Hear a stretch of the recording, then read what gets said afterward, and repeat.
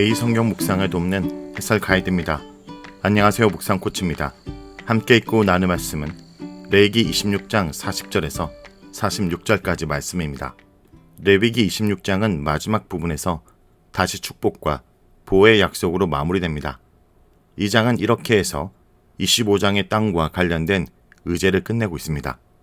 40절에서 42절 읽겠습니다.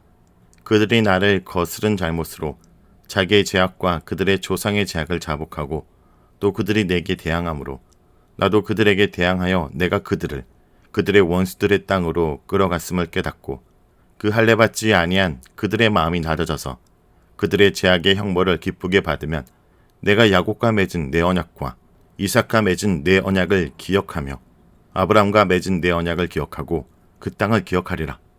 40절에서 42절은 핵에 따른 약속입니다. 무서운 재앙들로 가득 찬 심판의 경고가 주어진 뒤 현재의 단락에서 희망의 메시지로 분위기가 반전됩니다. 희망의 조건은 진심 어린 회개입니다. 만일 그들이 자신들의 죄와 나아가 조상들의 죄를 인정하고 자백하고 이 모든 재앙이 하나님께 반역질을 한 결과라는 것을 깨닫고 그 징벌을 달게 받으며 겸손케 되면 상황은 역전됩니다. 할례받지 아니한 그들의 마음은 그들이 할례받지 않은 이방인들과 아무런 차이가 없는 폐역한 백성이라는 의미이면서 또한 그들의 마음이 죄와 오염으로 뒤덮여 있음을 의미하는 비유입니다. 이제 그들은 그들의 마음 껍데기를 벗겨내고 하나님 앞에서 낮아집니다. 다시 말해 마음의 할례를 받은 것입니다. 그들이 하나님의 언약을 맺을 때 언약의 중요한 징표로 포피를 제거했습니다. 이제 마찬가지로 그들은 마음의 포피 제거와 더불어 하나님과 새로운 언약 관계에 들어갈 것입니다. 하나님께서는 겸비한 마음으로 그 가혹한 형벌을 기쁘게 받는 그들을 보고 이제 그들과 맺은 언약을 기억하실 것이라 약속하십니다.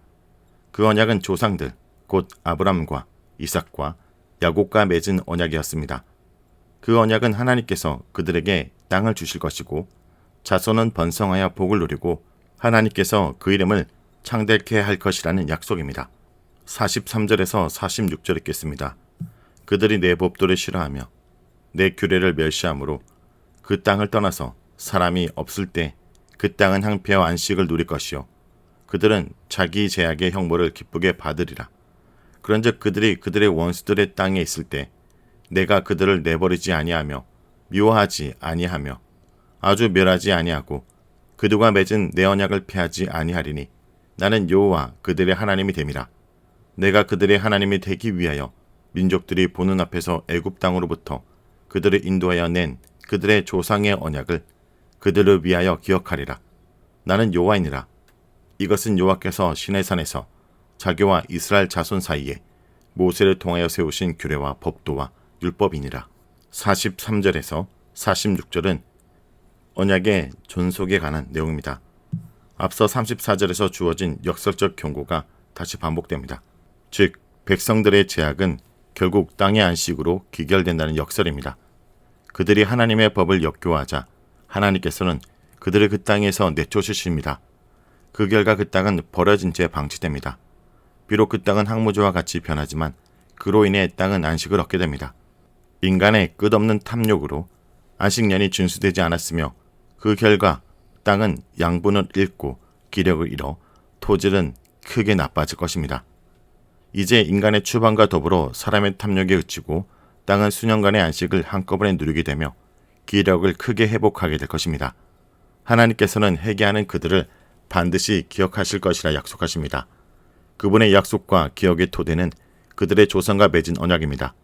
비록 그들이 원수들의 땅에 잡혀갔다 해도 하나님은 그들을 내버리지 않으실 것입니다. 내버리지 않는다 라는 말은 외면하지 않는다, 거절하지 않는다는 뜻입니다. 더 이상 그들을 미워하지 않으실 것이고 그들은 멸망시키지 않으실 것입니다.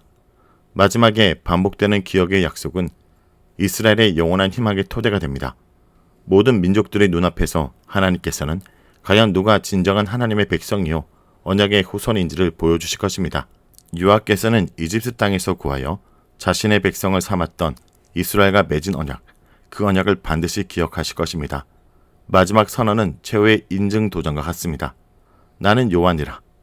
특별히 레위기 26장은 레위기 25장과 땅의 주제로 밀접히 연결되어 있습니다.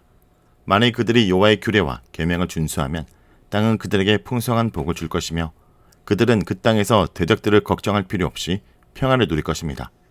계속해서 축복과 저주는 땅과 관련해 선포됩니다.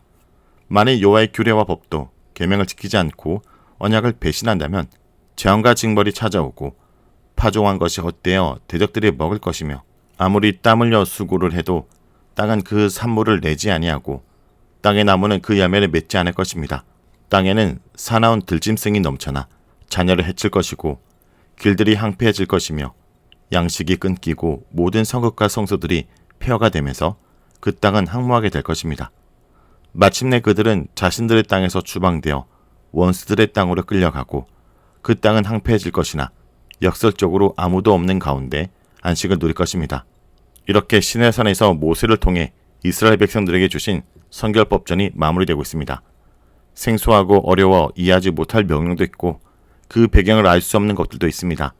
하지만 하나님은 거룩하신 분이고 우리는 하나님을 닮은 거룩한 자녀로서 이 세상과 구별되어 살아야 한다는 것만은 분명히 알게 될 것입니다. 그리고 그런 삶은 고난과 불편한 삶을 감수하지 않으면 살 수 없으며 그렇게 살기 원하고 그렇게 살려고 애쓰는 자들만이 하나님의 자녀라는 것도 우리가 깨달아야 될 것입니다. 자, 여기까지가 레위기 26장 40절에서 46절까지 말씀입니다. 오늘 말씀을 통해 우리는 무엇을 묵상하고 적용해야 할까요? 하나님은 자신의 죄를 깨닫고 회개하는 자를 권고하시는 은혜의 하나님이십니다. 이스라엘이 그들의 죄를 회개하고 돌아오면 하나님은 다시 그들을 맞아 구원의 은총을 베푸실 것을 선포하십니다. 하나님께서는 이스라엘이 불순종하여 대적의 땅으로 추방당한 때에도 여전히 돌아올 기회를 주십니다. 징계의 목적은 재앙이 아니라 평안이며 장래의 소망을 주려는 것입니다. 징계를 받는 백성들이 주님을 거역한 자신들의 죄를 심각하게 받아들이고 주어진 징계를 마땅한 것으로 받으면 하나님께서는 그들을 권고하시고 다시 회복시킬 것입니다. 하나님의 긍휼하심이 승리할 것입니다. 성도 여러분, 나는 나의 죄에도 불구하고 여전히 나를 사랑하신 주님의 사랑을 깨닫고 그 앞에 진정으로 애통하고 회개하고 있습니까? 오늘 내 죄를 깨닫고 주님께 돌아오는 백성들 되길 간절히 기도드립니다.